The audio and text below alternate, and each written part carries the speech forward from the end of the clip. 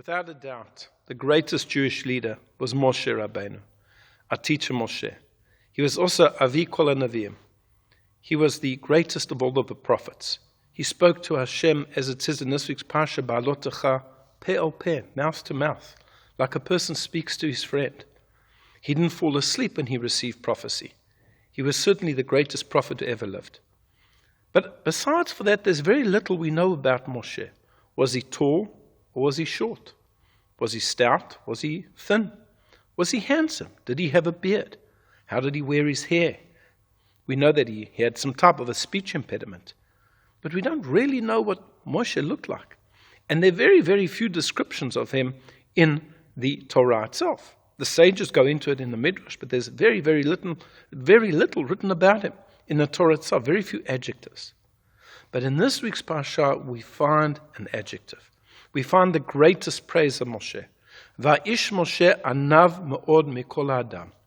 This man, Moshe, was more humble than any other man.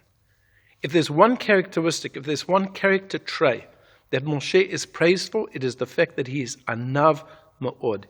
He's very humble. Now let's not make a mistake here. There's a very big difference between having healthy self-esteem and being an arrogant person.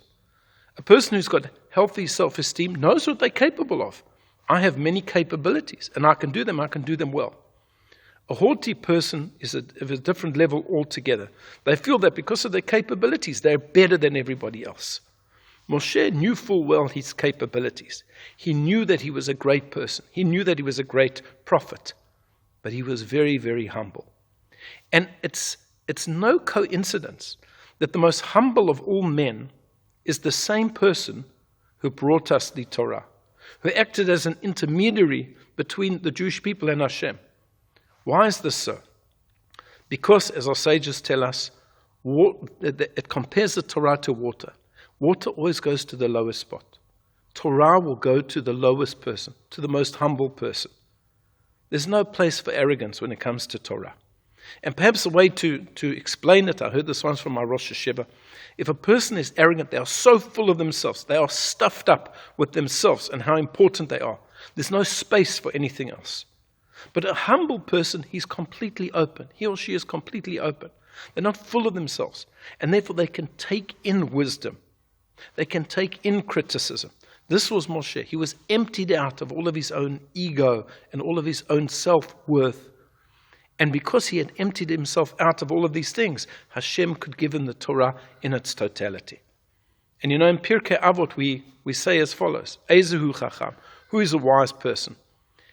And the Mishnah doesn't answer, well, a wise person is somebody who has a lot of books or many degrees. It says, Ezehu Chacham, who is the wise person? Halomeid mikol adam, a person who can learn from anybody. What does it mean, anybody? Not just a teacher, not just a colleague, even a student, even a little child you can learn something from. Why? Because you want wisdom from wherever it comes. You're so humble that you'll take wisdom even from somebody who is, as it were, lower than you.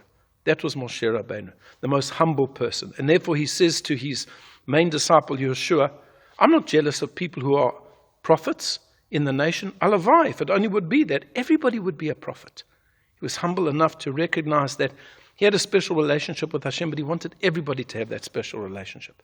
So therefore we have to divest ourselves of arrogance.